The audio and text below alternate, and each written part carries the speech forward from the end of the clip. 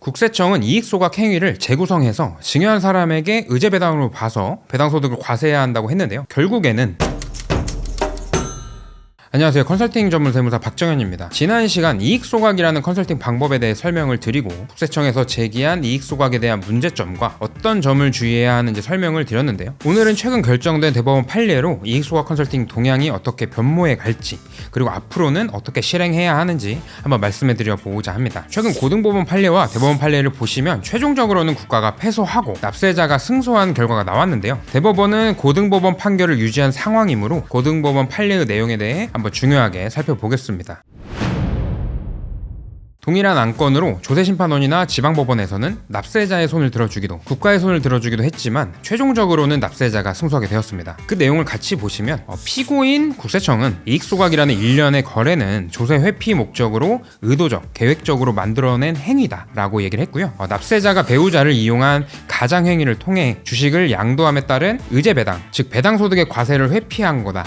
이는 비합리적인 형식이다 라고 주장을 했죠. 특히 국세기본법에 규정되어 있는 실질과세 원칙에 따라 거래의 형식과 실질이 다르면 이 거래를 재구성해서 과세할 수 있다고 주장을 했고요. 대표자가 배우자에게 주식을 6억 원어치만큼 증여를 하고 6억 원어치의 주식을 결과적으로 소각을 해서 법인으로부터 6억을 받게 되었는데도 이 법인의 대표자가 법인에게 6억 원어치의 주식을 매각한 후에 매각대금을 배우자에게 준 것이다 라는 완전히 다른 거래로 재구성하게 됩니다. 반면 납세자의 논리는 각 거래에 하자가 없고 실제 거래 행위에 따른 단계별 세금을 적절히 납부하며 입법 미비라고 볼 수 있는 부분을 활용한 절세 방법에 불과하다 라고 얘기를 했고요. 이는 탈세가 아니고 거래를 재구성할 여지가 없다라고 주장을 했습니다. 결과적으로 법원에서는 소득세법상 증여 후 양도라는 행위에 대해 이제 가장행위로 보아 부인하는 것이 아니라 각 증여와 양도 행위는 인정을 하고 있고요.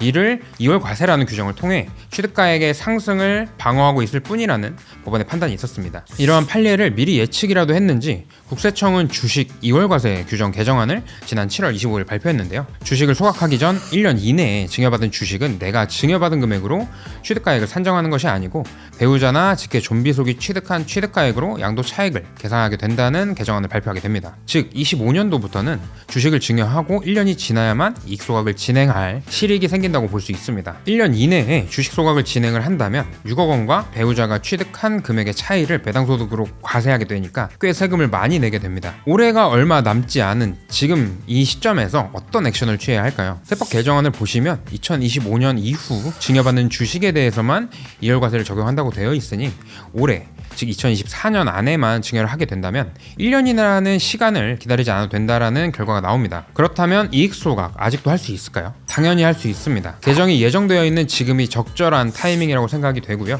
2025년도부터는 세법 개정안을 통해서 1년의 유예기간을 거쳐 소각을 할 수 있게 되니까 당장 올해 안에 증여를 미리 해둔다면 1년이 지나지 않아도 이익 소각이 충분히 가능합니다. 물론 기존에 국세청에서 문제 삼은 부분 등을 안전하게 진행하려면 실제 주주로서의 활동이 담긴 서면이나 배당 행위 등 이런 부분을 진행을 하고 증여자에게 6억 원을 반환하지 않아야 좀 더 안전하게 진행할 수 있겠습니다.